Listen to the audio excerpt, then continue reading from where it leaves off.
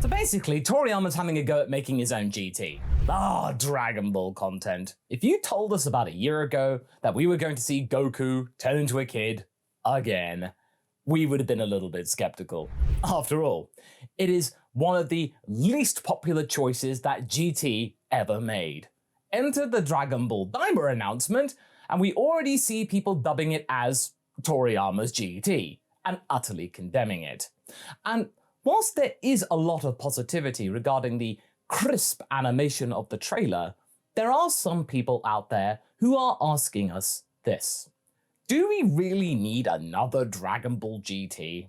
And whilst this comparison is kind of unfair, as we don't know that much about Dragon Ball Daima yet, we actually think the answer would be, yeah, because, in all honesty, GT has actually kind of lied to us. And the biggest lie of all is in the title. As of course most of you know, the GT in the title is not meant to be Goku time, although it feels like it. It was meant to stand for Grand Tour. You know, adventures, travel and such. And that kind of ends after just 16 episodes and you go back to basically just doing what Z did. We all know that this isn't a particularly long series per se in terms of Dragon Ball perspective, but after just a quarter of the total episode count, the makers sort of just gave up. What feels quite interesting is that the title itself apparently came from Akira Toriyama, who had very little involvement aside of this within the whole series, but was still probably big enough of an influence than some of you may have initially assumed. In an interview that had been included in Dragon Ball GT DVD's box, the Dragon Box GT, around about 2005, the then Dragon Ball GT producer Kozo Morishita talks about bits and pieces of the origin of this controversial part in the franchise's history. When all is said and done, the protagonist of Dragon Ball is Son Goku. Characters such as Piccolo, Vegeta, or Trunks may be popular too, but in the end, it's Goku. As a creator, I felt that in my bones and Dragon Ball GT's biggest sticking point was how to intertwine Goku into the story of Pan and the rest of the next generation of kids. That's when I thought of turning Goku back into a kid himself. It was also determined that since Dragon Ball Z had taken its hard-edged story developments to their limit, it would be difficult for this original series to do "here comes an even stronger enemy" type battle stories. There was also a thought that we should return to the initial Dragon Ball TV series, and so it ended up being an adventure story where they travel through outer space. Simply because it would make things easier to create. When it came to the problem of a sense of scale, outer space was better than the Earth, and the worldview of the original manga was vast enough to allow any sort of character to turn up there. If we could continue it out there, then the series could keep on going for another 10 or 20 years. With all that in mind, we made space the setting. That's right, we only received the title, and so we weren't sure what it meant. We thought maybe it was taken from GT cars and got out our dictionaries. We interpreted it as Grand Touring to convey the concept of a road movie type of plot. And now that you mention it, with Dragon Ball Z we likewise only received a title from Sensei, so at first we racked our brains over what the Z meant. We ended up with various post hoc explanations like, since Z is the last letter of the alphabet, it means the utmost limit, or Z goes back to A, so it means that things will begin anew. I mean, with all honesty, this wasn't the best executed element of GT. As we know, both Pan and Trunks hardly had any character development during the entire series, and the likes of Gohan, Goten, and Oob, who were actually really pivotal towards the end of it and they actually developed somewhere, remain criminally underused. Also, while the whole space adventure felt really tempting, some of the stories they actually put out there felt like rehashes of original Dragon Ball adventures, just in a different setting. Space. Some of them were cute, but they were left without enough breathing space to make a proper impact. Nowadays, people remember the likes of Super Saiyan 4, Baby, Omega Shenron, or the ending as the highlights of the entire series, but all of that is a far cry from what GT was supposed to be all about in the initial draft. These tropes that people hold dearly feel more like Z tropes. Why is that? Morishita answers so. Initially, we made about 26 episodes worth of rough plot outlines, but around when the final script for episode 3 was finished, we thought, these travel episodes aren't going to be interesting no matter how long we keep doing them, are they? And so we stopped. That's why Gil and the spaceship stopped appearing midway through, even though we had Sensei going through all the trouble of drawing them for us.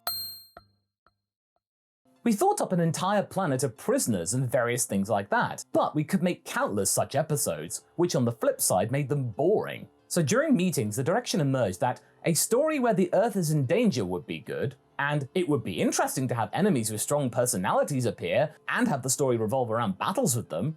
In the end, a Dragon Ball series needs to have a sense of exhilaration.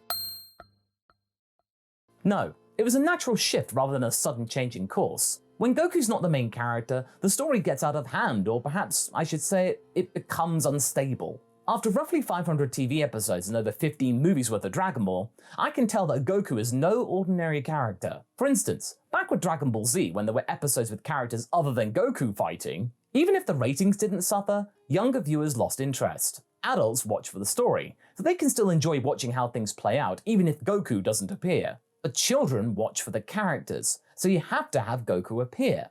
That's why with Dragon Ball Z, when Goku didn't appear for a while in the original manga, we thought long and hard about how to have him show up in the anime. Now these are some really weird statements, aren't they? How can you know after just 3 episodes that something isn't going to work out? As we all know, it takes an anime about 4 episodes or so to introduce many of the major characters, and then you can go from there and establish what you're going to be doing for the rest of the series. 3 episodes? The paint's barely dried. Therefore, the show has no identity. And the team behind We Got a Podcast, with special guest star Mr. Fusion in episode 64, when they dissected the series, you don't even have a show on the air with such a few episodes done. What they theorized is that Morishita could mean the 3rd mini-saga or episode 3 of the Imeka arc. The team behind the podcast makes much more frequent deep dives into the series, but their arguments are partially what have inspired this episode. Because again, those interviews do not add up. And not in a coy, absent-minded, tee-hee sort of way like the ones with Toriyama. If that were the case, then there were some pretty weird insecurities about their product, like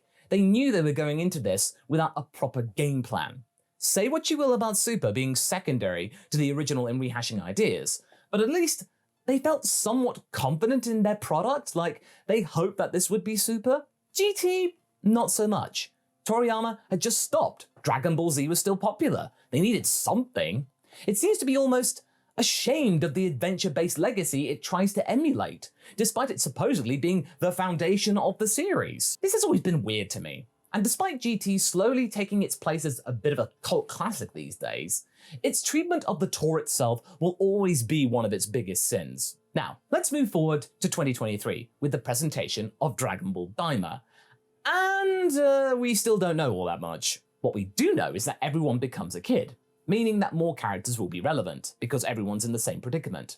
The trailer itself gives us some clues that Shin might be one of those key characters, which is fine. Again, out of all non-human characters, he has a lot of room to grow. And it seems that we might see Toriyama's own vision of demons, perhaps. Now, if he is heavily involved, which seems to be the case, I'm not worried. Sandland shows just how great Toriyama can be when we talk about the more adventurous side of things, his own creations. And since he is going to be in charge of this project, you won't have the likes of Morishita chickening out of the idea when things get a little bit tricky. Toriyama will know what he's doing because he has experience.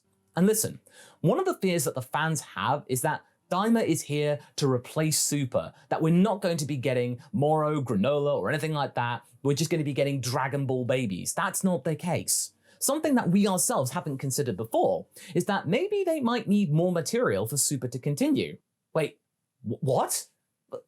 They got 2 full arcs! The reality is that while we might have 2 complete sagas, as we've been talking about many times, this isn't really as massive a portion of material as we previously thought. In a realistic weekly episode format, they could be done with Moro and Granola in about a year. The reason why these arcs feel long is because of the unfortunate monthly release schedule. And in all honesty, it seems now that Shueisha and Toei aren't interested in commissioning a Dragon Ball animated series unless it can be contracted for at least 2 years. That's how TV works in Japan. So instead of treating Daima as something that is replacing Super, I would rather think of it as something extra.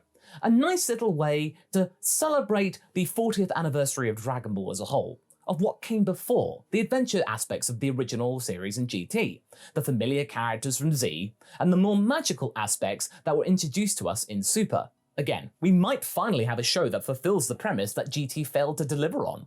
Now, we don't want you to think that we are dunking on this series just because we want to hype up Daima. We don't. But the truth of the matter, which you can see in the interviews that we have presented to you today, the anime squad was too afraid to commit to certain elements that were already staples within the story, way before most of you probably had your first interactions with the franchise.